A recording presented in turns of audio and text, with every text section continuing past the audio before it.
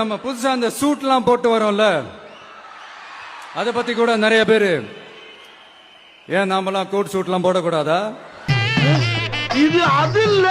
எங்க நான்லாம் போயஸ் கார்டன்ல வீடு வாங்க கூடாதா? ஐயோ தள்ளுங்கடா தள்ளுங்கடா.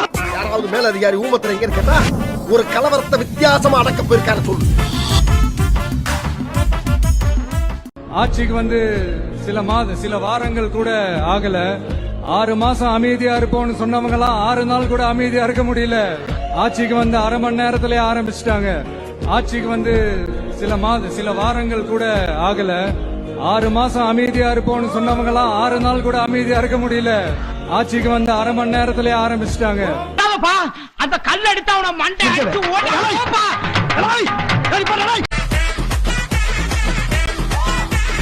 அரசியல் புரிதல் இல்லாம மக்கள் நமக்கு ஓட்டு போட்டுட்டாங்களாம். இந்த கவர்ச்சியில மயங்கி மக்கள் நமக்கு ஓட்டு போட்டுட்டாங்களா? நான் என்ன சரி விடுங்க. மக்கள் அவங்களுக்கு ஓட்டு போட்டா அந்த மக்கள் நல்லவங்களாம், அதே மக்கள் நமக்கு ஓட்டு போட்டா அந்த மக்கள் கெட்டவங்களா? தற்குறியா? இதே மக்கள் தான் இத்தனை வருஷமா உங்களுக்கு ஓட்டு போட்டுட்டு இருந்தாங்க. உங்களுக்கு மட்டும் என்ன வேற ஏதாவது பிளானட்ல இருந்து குதிச்சு ஓட்டு போட்டு போனாங்களா? தற்குறியாமா? தற்குறி நல்லா வருது வேணான்னு பாக்குறேன். தற்குறியாமா? தற்குறி நல்லா வருது வேணான்னு பாக்குறேன். மாண்புமிகு முதலமைச்சர் விஜய் அவர்களே, நீங்க தான் இப்ப முதலமைச்சர், அதை மறந்துடாதீங்க. உங்க வார்த்தைகள்ல ரொம்ப கவனமா இருக்கணும். இதே சல்லித்தனமான வார்த்தைகளை பேசி பேசி மக்களை ஏமாத்தி ஏற்கனவே சிஎம் ஆயிட்டீங்க. இன்னும் எதுக்கு அந்த சல்லித்தனத்தை மறுபடி பண்ணிட்டு இருக்கீங்கன்னு தெரியல. சட்டமன்றத்தில் பேசும்போது பெட்டி பாம்பா அடங்கி இருக்கிறீங்க, ஒரு வார்த்தை பேச மாட்டேங்கிறீங்க. ஊமை கொட்டா மாதிரி முழிச்சுக்கிட்டே இருக்கிறீங்க, திருன்னு. ஆனா இங்க வந்து மனப்பாடம் பண்ணி வச்சுக்கிட்டு பேப்பரை பார்த்து அடின்னு அடிச்சு விடுறீங்க. ஆனா நீங்க எடுக்கிற வாந்தியினால யாருக்கும் எந்த பயனும் கிடையாது. கொஞ்சமாவது அரசியல் கத்துக்கங்க. உங்க ஆச்சரியக்குறி கூட்டத்துக்கும் அரசியலை கத்து கொடுங்க. பேசி பிரயோஜனம் இல்ல. சிஎம் சார், எப்படி சார் இவ்வளவு கரெக்டா சொல்றீங்க? எப்படி ஓர சக்தி, கோர சக்தி, பார சக்தி, தூர்த்து போன சக்தி. Hey, I've seen this one. This is a class. இது அற்புத புலி, இது அதிசய புலி, இது அபூர்வ புலி, இது அம்சமான புலி, இது சிறப்பான புலி, சிவப்பான புலி, செம்புலி, சீரும்புலி. ஓர சக்தி, கோர சக்தி, பார சக்தி. அவனை சொல்லி நிறுத்துங்களேன்டா. அவன் நிறுத்துற அந்த லூசுக்கு மட்டும் வந்துட்டே இருக்கான். வர்ற நிறுத்துற அவனை. பைத்தியக்காரப்ப எதுக்குடா வரீங்க எங்கெல்லாம்? நீங்க இருக்கக்கூடிய பதவிக்கான பொறுப்பை கொஞ்சம் கூட உணராம, எந்த ஒரு தவறுக்கும் பொறுப்பேற்க கூட மனம் இல்லாம ஆச்சரியக்குறித்தனமா பேசியிருக்கீங்க. சட்டம் ஒழுங்கை சீர் செய்யக்கூடிய காவல்துறைக்கு அதிகாரிகளை நியமிச்சுட்டா போதுமா? நிர்வாகம் தானா செயல்படுமா? மிஸ்டர் சிஎம் சார், என்னங்க புது உருட்டா இருக்கு? இவர் மேல பழி போடுறாங்களாம். தன்னோட ஆட்சியில இத்தனை குற்றங்கள் நடக்குது, இத்தனை மரணங்கள், பெண்கள் பாதுகாப்பு இல்லையே, இதை பத்தி எல்லாம் கொஞ்சம் கூட உங்க முகத்திலேயோ பேச்சிலையோ கவலை வருத்தம் ஏதாவது இருக்கா? எதுவுமே இல்லை. இதை சரி செய்யணுமே அப்படிங்கிற ரெஸ்பான்சிபிலிட்டி கூட தெரியல. என்ன சார் சிஎம் சார், எல்லாத்துக்கும் முந்தைய ஆட்சி தான் காரணம்னு சொல்றீங்க, அப்புறம் எதுக்கு நீங்க சிஎம் ஆகணும்? எதையும் மாற்ற முடியலன்னா முந்தைய ஆட்சியில நிதி மோசமா இருக்குது அப்படிங்கிறத இப்பதான் கண்டுபிடிச்சிங்களா? இதுல இவர் ஆட்சிக்கு வரக்கூடாதுன்னு கூட்டு சதி வேற செஞ்சாங்களாம், சூழ்ச்சி பண்ணாங்களாம். விஜய் சார், சிஎம் சார், கத்தி பேசினாலோ கத்திப்பட டயலாக் மாடுலேஷன்ல பேசினாலோ பொய்யெல்லாம் உண்மையாகிறாது.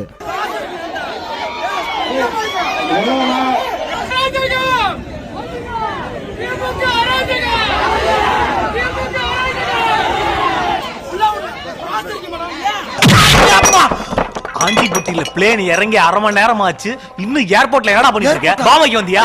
டேய் தீவிரவாதம் நீ.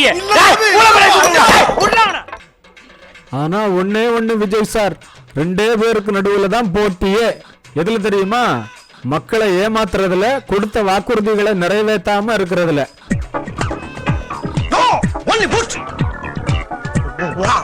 வேற யாரும் எந்த அல்லு சில்லும் உள்ள வந்து நம்மளை தடுக்கிறதோ எதிர்க்கிறதோ ஏதாவது பண்ணாங்கன்னா நிர்வாகம் அதுக்கு பொறுப்பில்லை ராஜா. நிர்வாகம் அதுக்கு பொறுப்பில்லை.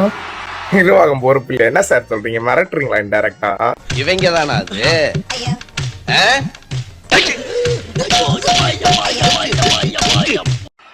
ஆட்சிக்கு வந்து சில வாரங்கள் கூட ஆகல. 6 மாசம் அமைதியா இருப்போம்னு சொன்னவங்க எல்லாம் 6 நாள் கூட அமைதியா இருக்க முடியல. ஆட்சிக்கு வந்து அரை மணி நேரத்திலே ஆரம்பிச்சிட்டாங்க. 6 மாசம் அமைதியா இருப்போம்னு சொல்லிட்டு அரை மணி நேரத்துல ஆரம்பிச்சிட்டோமா? ஆட்சிக்கு வந்த நாள்ல இருந்து கொலை, கொள்ளை, கற்பழிப்பு, குழந்தைங்களுக்கு பாலியல் துன்புறுத்தல்னு எல்லாமே நடந்துட்டு இருக்கு. நீங்க நல்லா 9 மணிக்கு வருவீங்க, 5 மணிக்கு பனையூர்ல போய் பதுங்கிக்குவீங்க. மக்கள் பிரச்சனையா பேச மாட்டீங்க, கண்டிக்க மாட்டீங்க. நாங்க பொத்திட்டு இருக்கணுமா? எனக்கு தெரியலங்க. பின்ன எதிர்கட்சிக்கு என்ன வேலைன்னு எனக்கு தெரியல. இவரை கொஞ்சிட்டே இருப்பாங்களாமா? வெக்கமே இல்லாம சிரிப்பு வேற. சி, பேசாம லூசுன்னு ஒத்துக்கிட்டு உசுரோட ஊரு போய் சேர்றதுதான் நல்லது. எல்லாத்தையும் காப்பாத்திக்கணும்ல. போய் மோடி அவர்கள் காலையும் அமித்ஷா அவர்கள் காலையும் திமுக விழுதா இல்லையான்னு பாருங்க. துன்பம் தன் துன்பம் போல் எண்ணினார் வரலாற்றில் ஒரு தலைவன் உருவாகுவார்.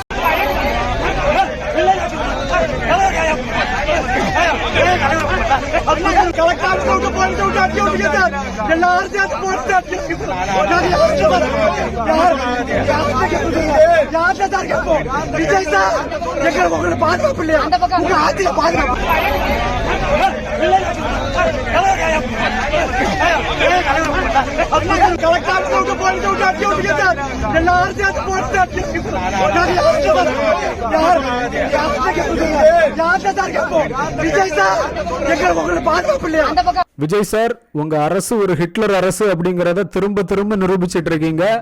விவசாயிகளை வஞ்சிச்சு அவங்க வாழ்வாதாரத்தை அழிக்கிற நீங்க எப்படி ஒரு நல்ல தலைவரா இருக்க முடியும் அப்படிங்கறத சிந்திச்சு பாருங்க. ஆனா உண்மையில இப்படி பிரச்சனைகள் நடக்கிறதே முதலமைச்சருக்கு தெரியாது அப்படின்னு நினைக்கிறேன். அவர் ஒரு தனி உலகத்துல வாழ்ந்துட்டு இருக்காரு. பிரைவேட் ஜெட், ஏசி பங்களா, ஃபாரின் கார்ல லக்ஸரியா வாழ்ந்துட்டு இருக்கீங்க. உங்களுக்கு எப்படி ஏழை விவசாயிகளை பத்தி கவலை இருக்கும் அப்படிங்கறது எங்களுக்கு தெரியல. இருந்திருந்தா கண்டிப்பா ரியாக்ட் பண்ணிருப்பீங்க. இதை என்னன்னு கொஞ்சம் பாருங்க விஜய் சார். என்ன அறிவு கேட்டவனே? அறிவு இருக்கா உனக்கு? மடப்பல, முட்டாப்பல, சோத்த திங்கிறியா? சோத்த விட்டு லட்டிய திங்கிறியா? சோத்த தான் திங்கிறேன்.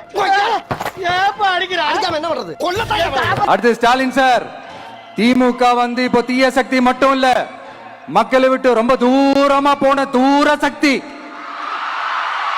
ஓர சக்தி, கோர சக்தி, பார சக்தி. இளவு வீட்டுல கும்பலையா கூட இவ்வளவு அழுக மாட்டாளுங்க. ஆனா நீ இந்த ஆளே அழுகிறியடா. இந்த ஆளே அழுகிற நீ. போக்குவரத்து துறை அமைச்சர்கிட்ட கேட்டா, சார் பஸ் வரல அப்படின்னா, நீ நல்லா சாப்பிட்டுட்ட, நான் இன்னும் சாப்பிடல அப்படிங்கிறாரு. இன்னைக்கு ரூரல் டெவலப்மெண்ட் அமைச்சர் புஷி ஆனந்த் கிட்ட, சார் சட்டம் ஒழுங்கு எப்படி இருக்கு அப்படின்னு கேட்டா, யாருமா? துளசி அம்மா, நல்லா இருக்கியா? இந்தா வர்றேம்மா அப்படிங்கிறாரு. தமிழ்நாடு என்ன ஆக போகுதுன்னு தெரியல. தமிழ்நாட்டில் சட்ட ஒழுங்கு சரியில்லைன்னு சொல்லியிருக்காங்க. தொடர்ந்து குற்றம் சாட்டுறாங்க சார். சார், தமிழ்நாட்டில் சட்ட ஒழுங்கு சரியில்லைன்னு தொடர்ந்து எதிர்கட்சி குற்றம் சாட்டிட்டே இருக்காங்க. அந்த சாரி மேல இடிக்குது சார். சார், சார், தமிழ்நாட்டில் சட்ட ஒழுங்கு சரியில்லை எதுக்கு சொல்றாங்களே சார்? தற்குறி நல்லா வருது வேணான்னு பாக்குற. நல்லா வருது வேணான்னு பாக்குறேன். ஒரு சிஎம் பேசுற பேச்சா அதெல்லாம் கருமம்.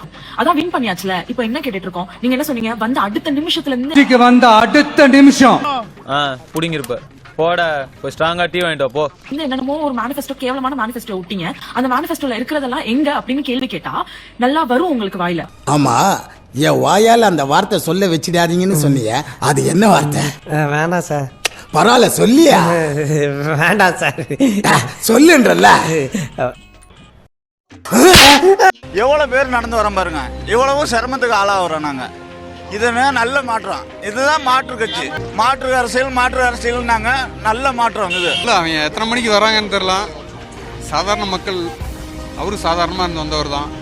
இதனால பொதுமக்கள் ஏன் இடையூறு பண்ணணும் சொல்லுங்க? இறக்கி விடுறாங்க, கை குழந்தை வச்சு நாங்க நடந்து வரோம். இதெல்லாம் தேவைங்களா சொல்லுங்க? தமிழகத்தின் எதிர்காலம் நாரகொலியா நாசமா போயிருச்சு. அவ்வளவுதான். பாலத்தை பொறுத்தவரை எப்பவுமே பிளாக் பண்ண மாட்டாங்க. எவ்வளவு பெரிய பிரதமரே வந்தாலும் சரி பிளாக் பண்ணது கிடையாது. பிரதமர் வந்தா கூட காவேரி பாலத்தை பிளாக் பண்ணது இல்லை. இது முதல் தடவையா, என் வயசுக்கு விவரம் தெரிஞ்சு முதல் தடவையா அந்த மாதிரி பாக்குற ஒரு முதலமைச்சர் வரான்னு சொல்லி காவேரி பாலத்தை பிளாக் பண்ணது இப்பதான் ஃபர்ஸ்ட் டைம் பாக்குறேன் நான். விஜய் மாமா, ஆட்சியில நீங்க தான் இருக்கிறீங்க. நீங்க சிஎம் ஆயிட்டீங்க. புரியுதா இல்லையா உங்களுக்கு? ஏய், என்னுடைய செயின் தானடா இப்படி மாறி இருக்குது. மன்னிச்சிருங்க பாஸ். பணத்து மேல ஆசைப்பட்டு உங்களுக்கு துரோகம் பண்ணிட்டேன். நீ என்ன துரோகம் பண்ணாலும் நான் உன்னை மன்னிச்சுப்பேன். ஆனா திமுக வந்து இப்போ தீய சக்தி மட்டும் இல்ல, மக்களை விட்டு ரொம்ப தூரமா போன தூர சக்தி, ஓர சக்தி, கோர சக்தி, பார சக்தி. உட்டியாடா ஒரு பீலா. அத மட்டும் என்னால மன்னிக்கவே முடியாதுடா. இப்போ உனக்கு சீரியஸ் டைம்டா. இன்னும் உட்காந்து திமுக மேல பள்ளி போட்டுக்கிட்டு திமுக குறை சொல்லிட்டு உட்காந்துருக்கீங்களே, நீங்க என்னதான் பண்ணுவீங்க?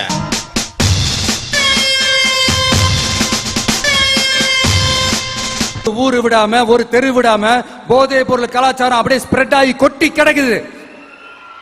அது அப்பவே இனிஷியல் ஸ்டேஜ் அதை நீங்க கண்ட்ரோல் பண்ணிருந்தீங்கன்னா இத்தனை பெண் குழந்தைகளை இத்தனை பெண்களை இழக்க வேண்டிய ஒரு சூழ்நிலை ஏற்பட்டிருக்குமா?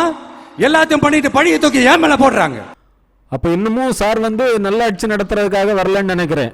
வழக்கம் போல திமுக மேல குற்றம் சொல்லிட்டு இப்படி ஒரு மேடையை போட்டு பேசுறதுக்காக தான் வந்திருக்கீங்க சார். இப்போ நீங்க தான் சிஎம், மக்கள் அதை சரி பண்றதுக்காக தான் உங்ககிட்ட பொறுப்பு தந்திருக்காங்க. அதை ஒழுங்கா பண்ணுங்க. யாராவது சொல்லுங்க, யோ நீதாயா சிஎம், அதெல்லாம் மாத்து அப்படின்னு. கோட்டச்சாமி கோட்டச்சாமி கனவுல இருந்து முழிச்சுக்கோ கோட்டச்சாமி, ஐயா கோட்டச்சாமி. இவங்க ஆட்சிக்கு வரதுக்கு முன்னாடி சட்டம் ஒழுங்கு சரியில்லையா, மதுவெல்லாம் ஆறா ஓடிச்சான். அதனாலதான் இப்பயுமே சட்டம் ஒழுங்கு சரியில்லாம இருக்குதாமா. மாநிலத்தின் பிரச்சனைகளை பற்றி நான் பேசுவேனா? மாட்டேன். போட்டி எனக்கும் அந்த கருப்பு சிவப்புக்கும் தான்.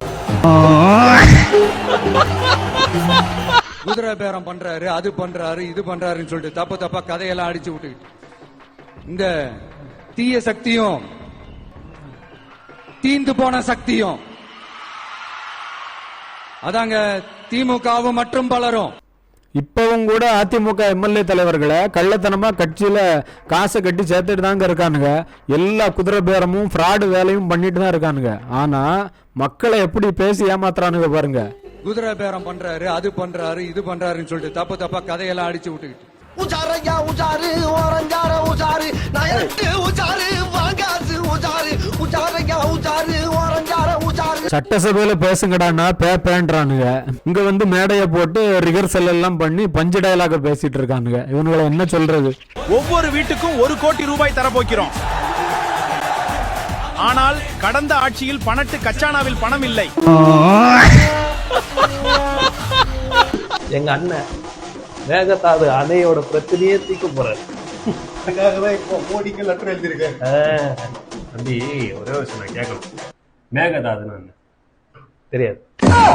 சென்னையிலே சொற்று போட்டுன்னு சுத்துறானா எவ்வளவு பெரிய பணக்காரனா இருப்பான் பாரு. ஏசிலேயோ பிறந்து வந்திருப்பான் போல.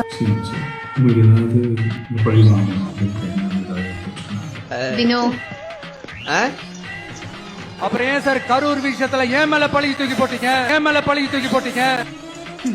நீங்க சொல்லுங்க. எல்லாத்தையும் பண்ணிட்டு பழிய தூக்கி ஏன் மேல போடுறாங்க? சொன்ன அதே மரமா. நீங்க சொல்லுங்க. ரெண்டு பேருக்கு நடுவுல தான் போட்டியே. அந்த பெரிய மரத்துக்கடியில சொன்ன அதே மரமா. அந்த மரம் தான் நானும் சாக்லேட்லாம் போட்டு திமுக நம்மளை தடுக்க திமுக நம்மளை எதிர்க்க திமுக நம்மளை அவமானப்படுத்த அத்தனையும் நமக்கு நன்மையே. இன்னும் என்ன நீ பைத்தியக்காரனவே நினைச்சிருக்கிறல்ல நீ?